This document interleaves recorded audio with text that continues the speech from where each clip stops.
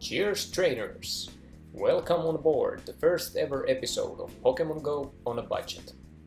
My name is Marston Led and I'll be your host on this channel. Let's start with a few words of introduction about myself and this channel.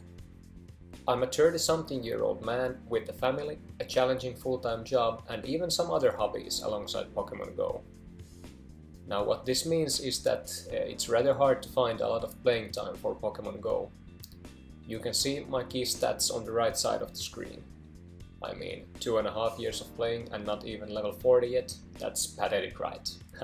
So, playing time wise, I'm the definition of a casual player. But, to try and compensate for that, I have an endless thirst for knowledge about in-game battle mechanics and Pokemon Go in general.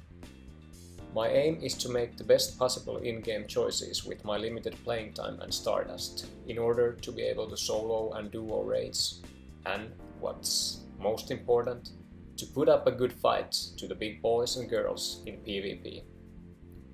Most of the time, the focus of this channel will be on PvP content like budget Pokemon options and battle strategies. But I will also create content about the basics of maximizing your daily stardust, coins and XP with the minimum effort. Yes, now let's kick off this series with a summary of my Boulder Cup in Helsinki last weekend. Here are the final 9 Pokemon I had in running for my Boulder Cup team. The great thing about Boulder Cup was that a casual player like me could quite easily build a decent competitive team on a budget. I think I spent some 200,000 Stardust on my team, which makes it like 30,000 plus Stardust per Pokemon, which is not that much really. I also think I will find use for most of them in the Great League outside of Boulder Cup as well, so the Stardust spent has not been in vain. Now let's have a bit deeper look on each of the Pokemon, shall we? First and foremost, we've got this beautiful metal bird that is Skarmory. As a flying type with a lot of bulk and the powerful 2-bar charge move Sky Attack, it's simply a must-have against all the fighting types in Boulder Cup. Skarmory is also a nice budget option. It doesn't really need to have a second charge move to perform well in the Great League, and you can easily find it in the wild close to the 1500 CP limit. Skarmory is a good pick for the Great League outside Boulder Cup as well. First of all, it totally dominates the community day grass beasts Venusaur and Meganium, and it can also beat some of the common threats like Altaria, Flygon and Kingdra. It can even pretty much hold its own against the kings of Great League like Cresselia and Azumarill. This little dude here was pretty much discovered due to the Boulder Cup.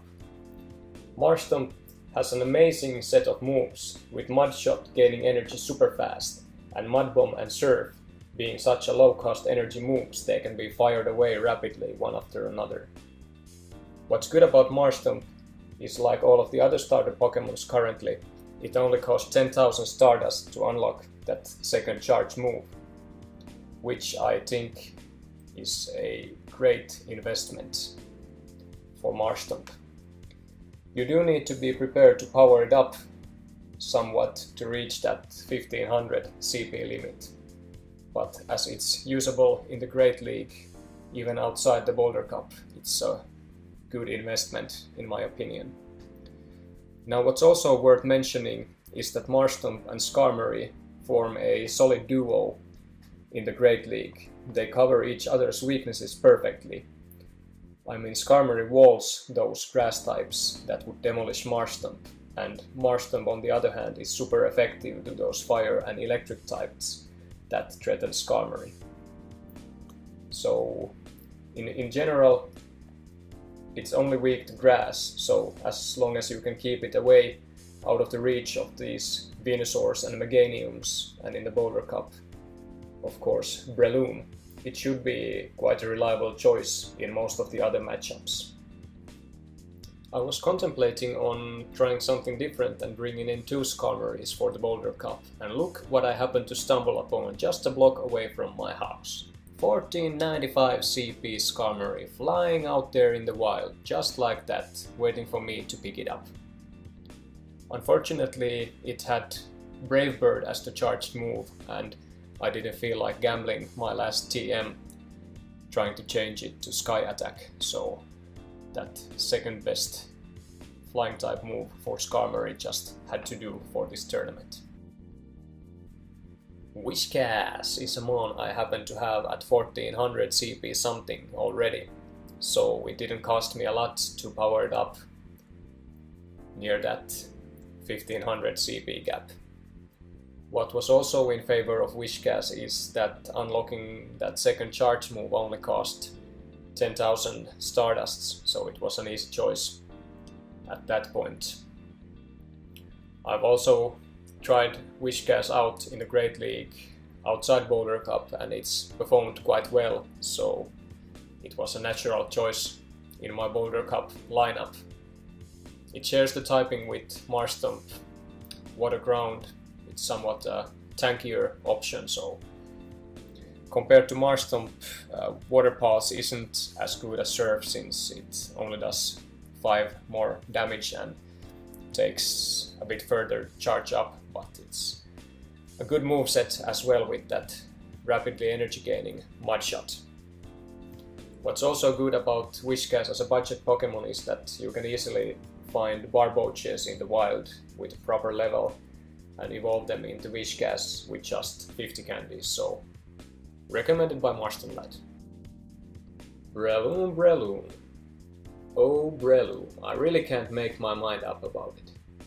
It's got a huge attack, good moves, and it's just a cool looking punching kangaroo mushroom thingy, but it's such a glass cannon really. Its dual typing of grass and fighting currently isn't that relevant in the Great League meta, since it has to watch out for the likes of Charizard, Cresselia, Altaria and Skarmory, to name a few. The water types it should be good against all have coverage moves, so Azumarill, Blastoise or Feraligatr will all just freeze it to death with their ice beams unless you have shields. On the positive side though, it can just annihilate some of the opponents that are weak to it, like Melmetal, Steelix, Marshtomp or Whiscash, just hammering away with its huge attack. Now, funny story about this Breloom I brought into the Boulder Cup. So I got it traded from my brother Beavis374 like literally 30 minutes before the start of the Boulder Cup. And I immediately went and unlocked that second charge move, which was the first ever 50k Stardust charge move I've ever unlocked. Now, if I only had known the cup was basically just a flock of Skarmories, I might have saved those Stardust for later on. Magnemite, because every team needs to have a direct counter for Skarmory in the Boulder Cup. My post-analysis is that I really should have dared to use it even more and try to have those Skarmories trapped in situations where they can't switch out. I was a bit afraid of using it, since there were so many Pokemon that would just beat it down in the Boulder Cup. But I think using a direct counter for Skarmory wouldn't have been a bad choice in most of the matches.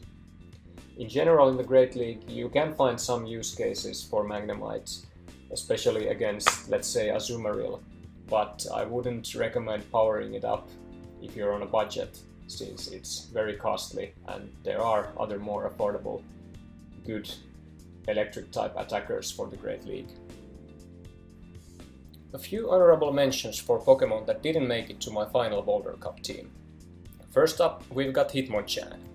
It's a super fun Swiss Army knife-like multifunctional fighter that can punch you with just about anything. Fire, ice, electric, you name it. It's rather useful in the Great League in general, although I don't consider it as an MVP mon you would be building your team around. I see it as more of an all-rounder you can throw in most of the lineups. Myself, I usually deploy it as a starter in my battle teams with its wide variety of low energy cost charge moves, either doing a lot of damage or forcing my opponents to use their shields early on. Budget-wise, here's a small tip. You should definitely be looking for a baby tie rogue before unlocking that second charge move, because for a baby tie rogue unlocking the second charge move only costs 10,000 stardusts, but after you evolve your tie rogue into Hitmonchan, its charge move price will go up to a whopping 75,000 stardust, so you better unlock it before you evolve it.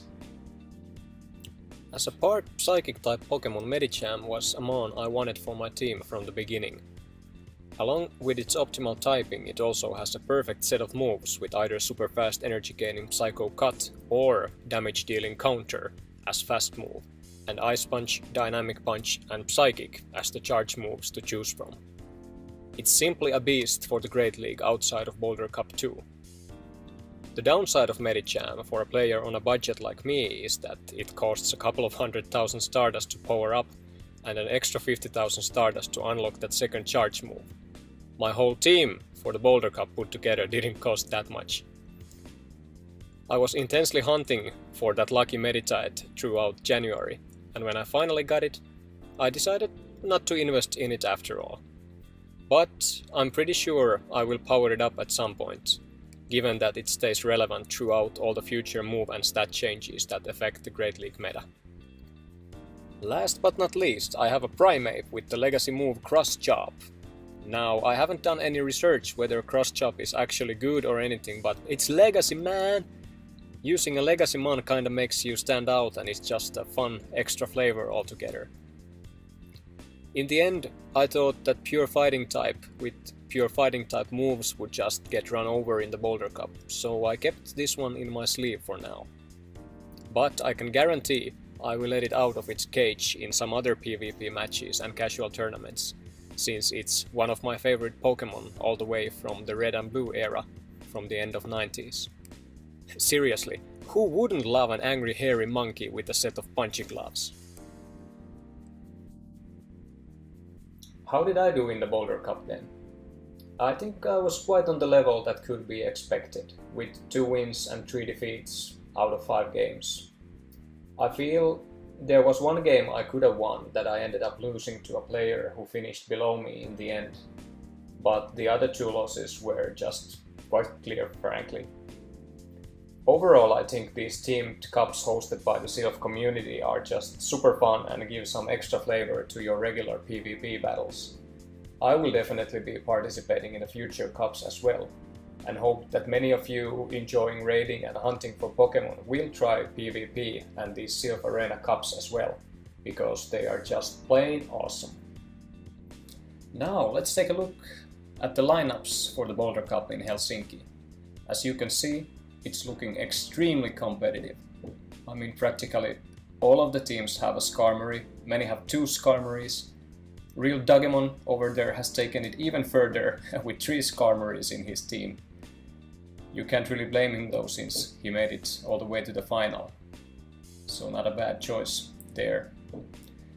Remember how I said when introducing my team that Skarmory is simply a must-have for this tournament. Otherwise the fighting type Pokemon, they will just freely go on a rampage on your team. And to prove this point, there was just one single player without a Skarmory in his team, and you can see from the results how that turned out. Now, I'm not saying this to pick on him or anything. I actually think there should be an award in each tournament for the player who dares to think outside the box and try something different. But once again, it just goes to show how hardcore this tournament was. Finally, it's time for some actual PvP footage from the Boulder Cup. Now, unfortunately, I decided to start my YouTube career only after the Boulder Cup, so I'm not able to show you any of my own matches.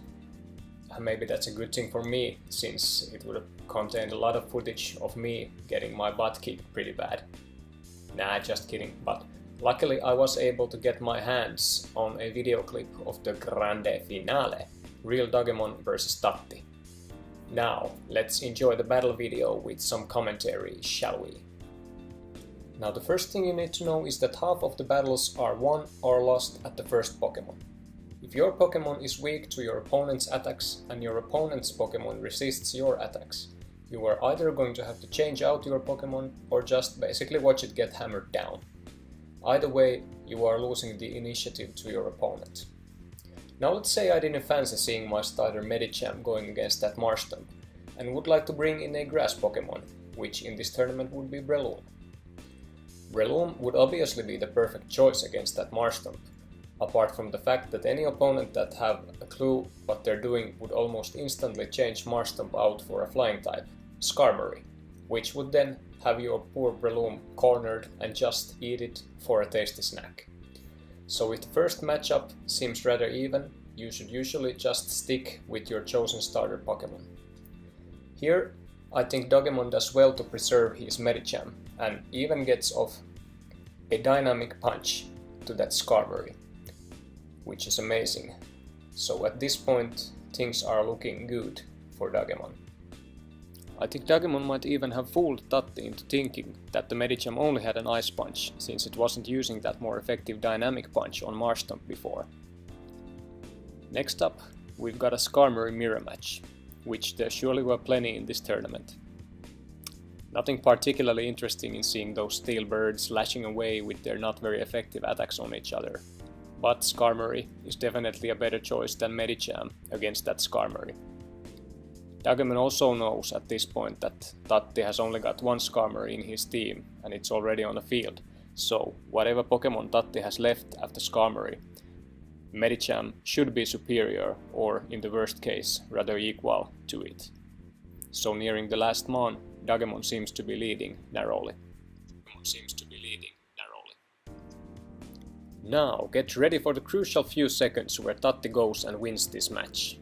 In comes Steelix, which in my opinion was somewhat the dark horse in this tournament, as you can see in these two final matches as well. Look at what Tatti does here. He knows he ain't got nothing to worry about with Skarmory's attacks, so he just patiently nibbles that steel bird bit by bit with his fast attacks. Watch what happens when the last Pokemon Medicham enters the field. Boom! Steelix has got a surprise earthquake charged up, and man does it do a lot of damage. It is followed immediately with a crunch, which does neutral damage to Medicham since it's part psychic. Dogemon throws in all he's got on that final Ice Punch, but it just isn't enough.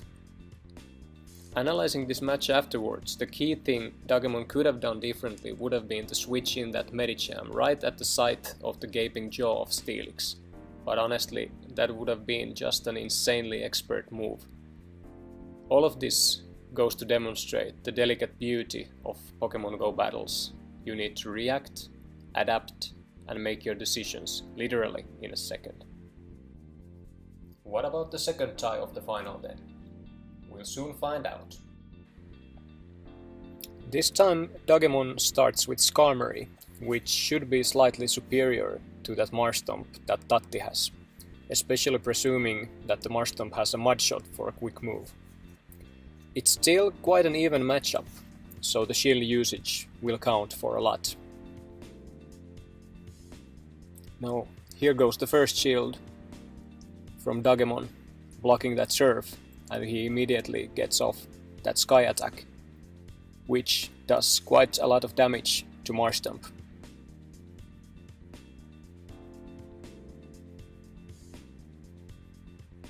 And here comes another attack from Marshtomp. This time Dogemon feels safe to take the damage and keep on hitting it with that Sky attack. I actually think here Dogemon could have saved that charge move for the next mon and just finish off that Marshtomp with fast attacks. Tatti throws in that Steelix next, which was so fatal in the first final. And Dogemon quickly opts for a change to Medicham, which immediately starts hurting that Steelix with that fast move counter. Tatti gets off a charge move here, no way it could be Earthquake with this little charging time, so Dogemon doesn't need a shield against that crunch. But what that charge move animation did was give Tatti those few extra seconds of thinking time, and in comes Skarmory as expected. It quickly starts eating into that Medicham's health, and at this point I'm pretty sure Dagemon realizes he's gonna be in a lot of trouble with that Steelix again later on. Down goes Medicham, and it's time for yet another Skarmory mirror match in this tournament. While those two birds keep bashing their steel skulls against each other, let's have a few words about Steelix. Steelix was, at least for me, somewhat a surprising difference maker in many matches. I mean, personally I didn't even consider it into my team. I thought it would be just bulldozed, since it's weak to both ground and fighting, but then again so were the other Skarmory counters like Melmetal, Magneton and Magnemite. If Steelix gets the Earthquake charged up and its opponent doesn't have any shields left, it just does an enormous amount of damage. Also Crunch does neutral damage to Medicham and the Water Ground Mons, Marshtomp, Swampert and Whiscash, so Steelix's attacks aren't resisted by some of the most common key Pokemon in Boulder Cup. Now I knew Steelix has its use against some of the big shots in both Ultra and Great League like Giratina and Cresselia, but performing this well in the Boulder Cup, at least I didn't see it coming. Here Dagemon does the best he can, and once again it's a close shave, but that Steelix just can't be overcome. I gotta tell you though that Dagemon did his homework and went and won the Boulder Cup in the neighboring town Vantaa the following day, so not a bad 2-day tournament streak for him. Thanks to Dagemon for this video clip and to the hosts and participants for making Boulder Cup Helsinki such a nice event.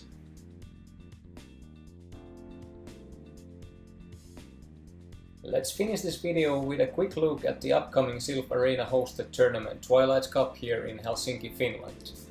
It's gonna feature Dark, Ghost, Fairy and Poison type Pokemon, so get your rats, bats and other fun monsters prepared.